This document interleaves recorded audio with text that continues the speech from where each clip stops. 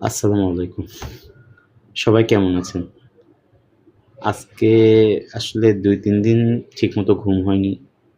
হ্যাঁ? ছোটাছুটি করতে ঘুম হয়নি। খুব একটা ভালো অবস্থায় আমি নেই। হ্যাঁ? তারপরেও কিছু খুব গুরুত্বপূর্ণ কথা আছে যে কথাগুলো আসলে বলা উচিত। হ্যাঁ? তো একটা খুবই সুন্দর আ ভালো নিউজ আছে। হ্যাঁ? তো সেই নিউজটা আরকি আ দেওয়া উচিত বলে আমি মনে করি। হ্যাঁ? দেওয়া উচিত বলে আমি মনে করি।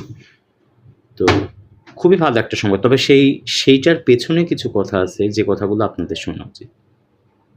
নাম্বার 1, এই যে এত রিট করা হয়েছে, কেন করা হয়েছে? এত রিটের কারণে না জটিলতাটা খুবই বেশি। নাম্বার 2, এই যে এত নেতা কেন? যদি প্রজ্ঞাপন হয়, যদি চাকরি হওয়ার মতো হয় তাহলে সবার হবে। একজনের তো হবে না, তাই না? আর কম নাম্বার, বেশি নাম্বার বলে কোনো কথা নেই। সবারই চাকরি হবে। গেল। এবার যে খুশির সংবাদ সেটা শোনেন। ১ থেকে ১২র আগে কোনো সার্কুলার হবে না। এটা সরাসরি এনটিআরসি অফিসে দিয়ে দেওয়া হয়েছে বা বলা হয়েছে।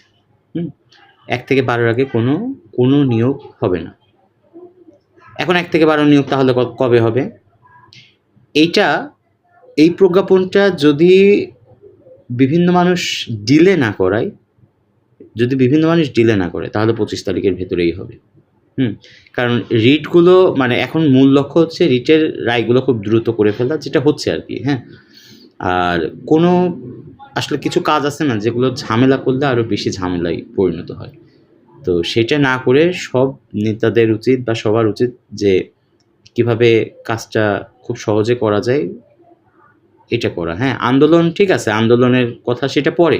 আগে কাজটা আদায় করতে হবে। কাজ আদায় করতে যদি আন্দোলন করি আমরা, তাহলে কি কাজ আদায় হবে? হবে না কিন্তু। সুতরাং আ যেহেতু তারা প্রজ্ঞাপন দিতে চাচ্ছে ১ থেকে ১২তমর আগে কোনো নিয়োগ তারা দিবে না। সুতরাং আমাদের সেই ব্যবস্থাটা করা উচিত। নাকি আন্দোলন। আমি আন্দোলনের পক্ষপাতী নই, মোটেও নই। বর্তমান পরিস্থিতি, হ্যাঁ? সুতরাং আর যে খুশির কথাটা বলতে চাচ্ছি, সবার চাকরি হবে এটা তো আগেই বলেছি।